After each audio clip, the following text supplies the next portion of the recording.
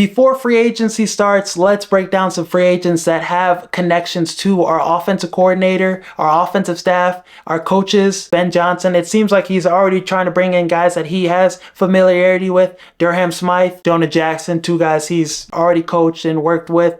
So I think that's a trend that continues. Jamal Williams, former running back for the Detroit Lions, went to the Saints, really did nothing for the Saints. They just recently released him. With Detroit in 2022, he had 1,000 yards, 17 rushing touchdowns. This was a phenomenal season by him. He was really good in that offense with Ben Johnson. Only 29 years old. Would be a cheap vet minimum deal to get him. And as a RB2, as a RB3, I think he fits us pretty well, and I wouldn't mind this move. I would rather draft a running back, but if you told me this was a piece we're adding to the roster, somebody that Ben Johnson has already worked with that knows he can have success with him, I would just take the move. Juwan Johnson at tight end from the Saints, worked with Declan Doyle, our OC, really good receiving tight end. Last 3 years, 14 touchdowns, 2 500 yards receiving seasons, smaller tight end, kind of a big slot receiver.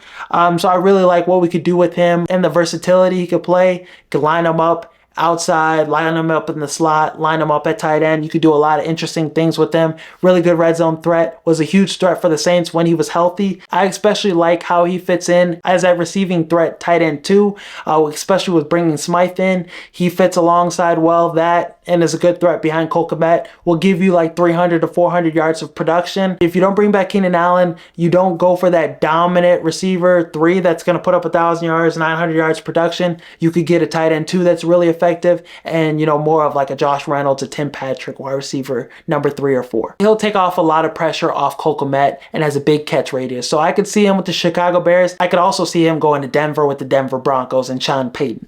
Who knows? But I think with the Bears, he'd be a great addition. Wide receiver Tim Patrick, he has connections with Declan Doyle, and he has connections with Ben Johnson. Declan Doyle, he played with Denver. Declan Doyle overlapped over there with Sean Payton when he came into the mix. Ben Johnson this last season. Tim Patrick signed with the Detroit Lions off waivers, and in 16 games, 33 catches, 394 yards receiving, 3 touchdowns. Looked like prime, Tim Patrick in Denver. He was really effective as a wide receiver 3, made some big plays, had some big performances.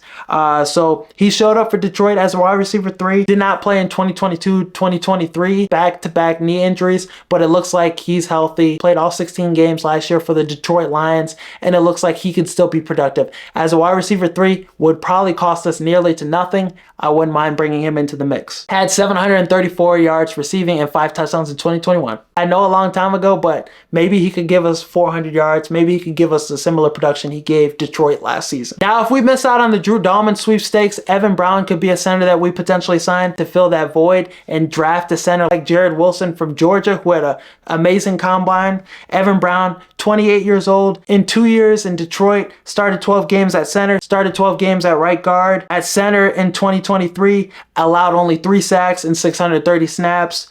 Can be a good backup piece too if you want to go that route. Last season, only allowed 2 sacks and 20 total pressures on 600 pass block snaps. In 2023, 3 sacks allowed on 630 snaps. Could put him at center, could put him at guard. If you want to sign him as a rotation guy, you can do that as well. Somebody that could fill in, a guy that Ben Johnson has trust in and faith in. I do think this would be a cheaper option. If Drew Dalman's somebody that's trying to get Creed Humphrey money, then we have to look another direction. So Evan Brown is a direction we could go. I really wouldn't mind that signing at all. Reliable, versatile guy, knows Ben Johnson's offense. 1 year, $4.7 million is a prediction on Spot Track. Started 16 games at center in Seattle. Started all 17 games last year at guard with the Cardinals. Reliable, durable, center and guard. So I like where he could fit in with the Bears. Josh Reynolds could be a potential receiver 3 for us if we let Keenan Allen go in a different direction and let him walk. Josh Reynolds just got cut by the Jaguars. He's had an interesting 2 years. I mean, in Denver, he got shot in the back of his head and shot somewhere else too. Shot twice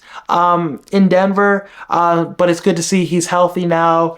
He's recovered from that. In Detroit, he had his best season, 2023 with Ben Johnson, 608 yards receiving, 5 touchdowns, 15.2 yards per reception. Played with Ben Johnson for 2.5 years. Started in 29 of the 38 games he played in Detroit. 30 years old, would be dirt cheap too. Was automatic in Detroit. first down machine, productive, consistent producer, and was a good red zone threat. Had a good connection with Jared Goff too. Other than those, couple of drops he had against the 49ers in the NFC Championship game, I think he's somebody that could bounce back from that. And as a wide receiver 3 behind DJ Moore and Rome Odunze, I really like where he could fit in, and he could have some production and could connect with Caleb Williams to the level he did with Jared Goff. So this is a receiver that it's a low risk, high reward type of move. 30 will be 31 towards the start of the season. Like I said, this wouldn't cost much, so I would be okay with this move. But I would want him to get an extension done with, Keenan Allen. I would want him to stay with the Chicago Bears for maybe 2 or 3 more years because he's coming off his best season last year with the Chargers.